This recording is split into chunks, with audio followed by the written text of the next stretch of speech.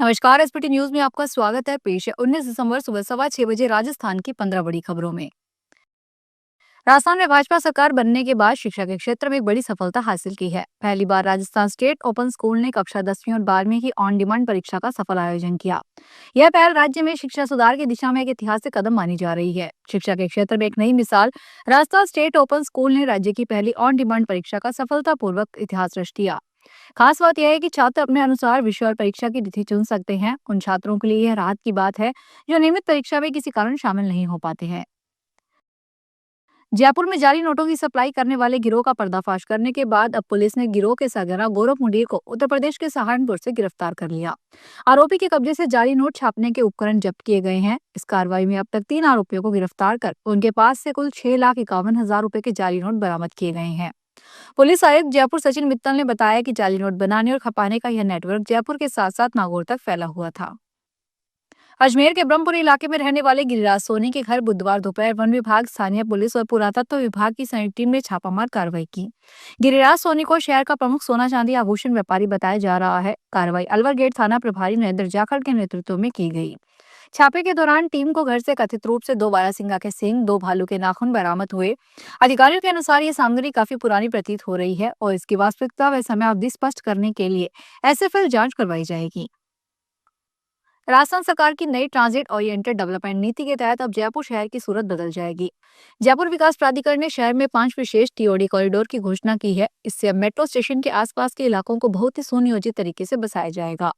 वहीं केंद्र सरकार से करीब 60 करोड़ रुपए की अतिरिक्त फंड मिलने की संभावना है। अक्सर मेट्रो स्टेशनों के बाद आबादी अपने आप बढ़ जाती है। इससे वहां भीड़ भाड़ और अव्यवस्था फैलती है। नीति का मकसद यह फैलाव को अनियंत्रित होने से रोककर नियोजित बनाना है। संसद के शीतकालीन सत्र में सरकार और विपक्ष के बीच तल्खी देखने को मिल रही है। इस बीच गुरुवार को दोनों पक्षों के नेताओं के बीच हंसी मजाक भरी बातचीत देखी गई। केरल के वायनाड से लोकसभा सांसद प्रियंका गांधी वाड्रा गुरुवार को केंद्रीय सड़क परिवहन मंत्री नितिन गडकरी से मिलने उनके कार्यालय पहुंची।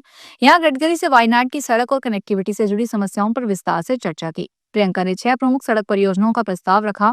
इस पर गडकरी ने मजाकिया अंदाज में कहा कि पहले राहुल गांधी का काम किया था, अब बहन का काम नहीं करेंगे तो सवाल उठेंगे। बैठक के बाद गडकरी ने प्रियंका को चावल की एक खास डिश भी खिलाई जिसे उन्होंने खुद यूट्यूब पर देखकर बनवाया था। झुंझुनू के बगड़ थाना क्षेत्र में राजस्थान राज्य पथ परिवहन निगम की लापरवाही का एक बड़ा मामला सामने आया है। एक रोडवेज बस चालक शराब के नशे में धुत होकर बस चला रहा था, जिसके कारण बस का एक्सीडेंट हो गया।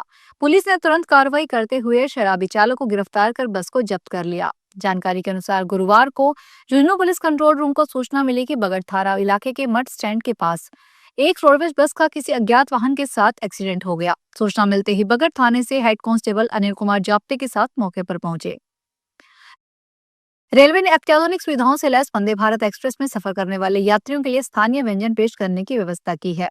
वंदे भारत जिन इलाकों से गुजरेगी उन इलाकों के प्रसिद्ध व्यंजन यात्रियों के लिए उपलब्ध होंगे। रेलवे की ओर से गुरुवार को जारी विज्ञप्ति में बताया गया है कि इसका मकसद यात्रियों के सफर के अनुभव को और बेहतर बनाना है। यह पहल भारत की विधिक पाक विरासत का स्वाद सीधे यात्रियों तक पहुंचाती है, जिससे यात्री ट्रेनों में अपनी सीटों पर आराम से क्षेत्रीय व्यंजनों का आनंद ले सकेंगे।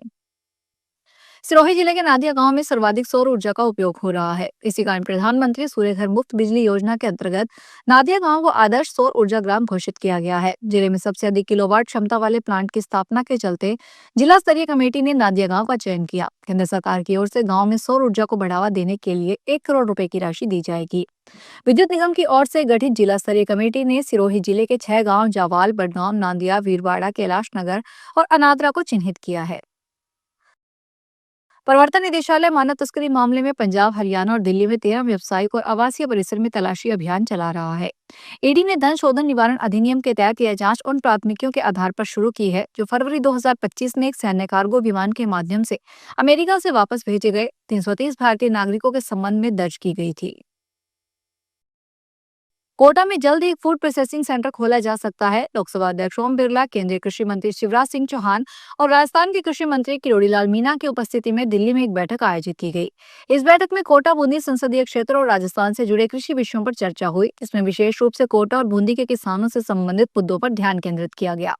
बैठक में किसानों की आय में वृद्धि, सिंचाई, फसल सुरक्षा, कृषि यंत्रीकरण और उर्वरक आपूर्ति जैसे महत्वपूर्ण विषयों पर विस्तृत चर्चा हुई।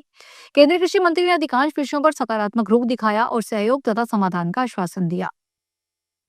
पाली जिले के रानी थाने में एक ई मित्र संचालक ने हरियाणा के एक युवक के खिलाफ धोखाधड़ी करने का मामला दर्ज करवाया है। रिपोर्ट में बताया कि आरोपी ने साइबर फ्रॉड की राशि उसके अकाउंट में जमा करवाकर उसके साथ धोखाधड़ी की है। पुलिस ने मामला दर्ज करके जांच शुरू कर दी है। पाली जिले के रानी थाने में 35 साल के मुकेशपुरी गोस्वामी पुत्र बुद्धपुरी ने रिपोर्ट दी, जिसमें बताया गया कि रानी में केनपुरा रोड तहसील कार्यालय के पास डीसी पॉइंट गणेश ई सर्विस नाम से उसकी शॉप है। राजस्थान के डिप्टी सीएम प्रेमचंद बैरवा को सिरोही हवाई पट्टी पर एनएसयूआई के छात्रों ने काले झंडे दिखाए। वे जयपुर में एक निजी चार्टर्ड प्लेन से सिरोही पहुंचे थे, जहां से उन्हें भीनमाल में एक मार कार्यक्रम में शामिल होने जाना था। छात्रों ने प्रदेश सरकार के खिलाफ जोरदार नारेबाजी की। एनएसयूआई के राष्ट्रीय संयोजक दशरथ नरूका के नेतृत्व में यह प्रदर्शन किया गया। इस दौरान भारी संख्या में पुलिस बल मौजूद था। इसने छात्रों को पीछे धकेलने का प्रयास किया, लेकिन छात्र लगातार नारे लगाते रहे।